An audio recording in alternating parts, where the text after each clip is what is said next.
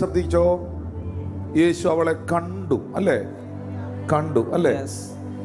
യേശു അവളെ കണ്ടതിനാൽ അവളുടെ കൂന് മാറിയോ? ഇല്ല സഹോദരി, മാറിയില്ല. യേശു അവളെ തന്റെ അടുക്കൽ വിളിച്ചു.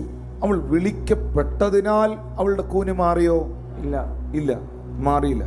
പക്ഷെ യേശു കണ്ടതിനെ, യേശു കർത്താവ് വിളിച്ചപ്പോൾ മടി കൂടാതെ അടുത്തു വന്നതിനെ, രോഗബന്ധനം അഴിഞ്ഞിരിക്കുന്നു എന്ന് പറഞ്ഞ് യേശു അവളെ തൊട്ടു, അവളുടെ മേൽ കൈവച്ചു. കർത്താവ് കണ്ടിട്ടും സാഹചര്യങ്ങൾ മാറിയില്ല. കർത്താവെ, നീ എന്നെ വിളിച്ചു, നീ എന്നെ വിളിക്കപ്പെട്ടതിനാലും എൻ്റെ അവസ്ഥകൾക്ക് വ്യത്യാസമില്ല. അങ്ങനെയുള്ള കേസിൽ നോക്കി കർത്താവ് പറയുന്നു, അവന്റെ കരം നിന്റെ മേൽ വരും. കർത്താവ് അവളെ കണ്ടു, അടുക്കൽ വിളിച്ചു.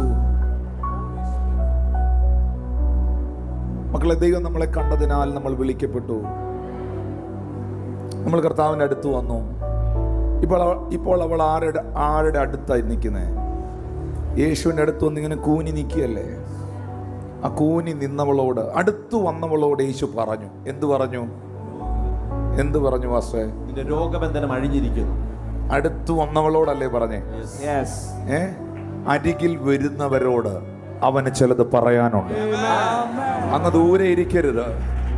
ഈ ദിവസങ്ങളിൽ പ്രാർത്ഥനയിൽ കേറിക്കോണം, ഉപവാസത്തിൽ കേറിക്കോണം.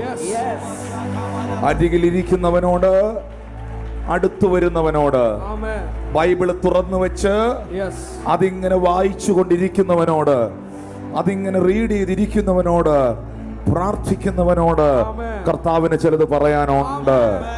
കർത്താവിന് ചിലത് പറയാനുണ്ട്.